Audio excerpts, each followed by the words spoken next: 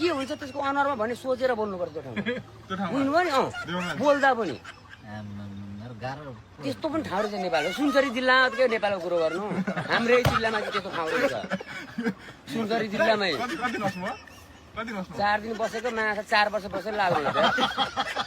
निस्किन पाइँदैन होइन निर्वाचन त्यो स्कुलबाट बाहिर निस्किन पाइँदैन राति पनि सबै वाल हेर्नु पर्यो बा बम फ्याल्दिन्छन् कि बा हान्छन् कि चिया दोकानमा गयो बोल्दाखेरि ठिक्क बोल्यो थपक्क खाएर निस्किहाल्नु पर्यो बेलुका त झन् हिँड्नै पाइँदैन सशस्त्र आर्मी पनि थिए नि भएर के गर्नु त्यस्तो हाम्रो गाउँमा हिँड्यो नि कस्तो पनि एकपल्ट लफडा पनि भइहाल्यो परिहाल्यो हाना एसपी साहबलाई त ढकल्दा बाहिर बल खेला थालि त हाले अनि तुरन्त फोन गरेर ससुर आएर छिल्लीबिली पार्दैन आफूले गुड आयो कि त्यतिकै नि खोजेर झगडा गर्ने क्या त दङ्गा मचाउनु खोजेको नि त्यसमा रोले त्यस्तो क्या ठाउँ फेरि हेर्दाखेरि चाहिँ मर्न आँटे यस्तो ल्याखुरे केही गर्दैन जस्तो हुने कि गर्नु पर्यो भने फेरि साफै भनेको भन्दैछु त कहिले लगिदिएको होइन ल मासले उहाँ त आफ्नो ठाउँ जक्सन पढ्यो केही हुन्छ होला भनेको त उहाँ पुगेको त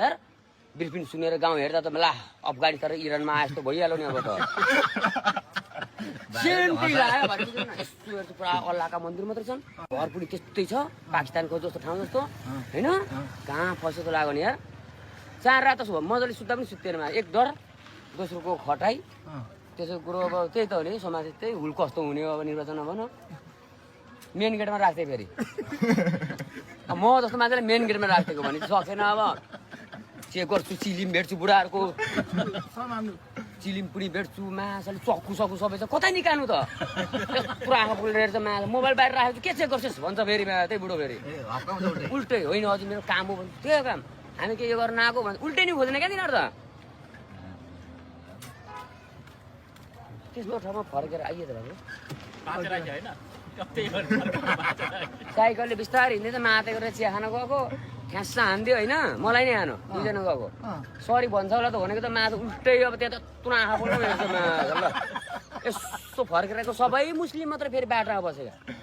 अनि सरी है मैले नि गल्ती गरेँ म हिँड्ने बिस्टेक भयो भनेर हिँडेँ अब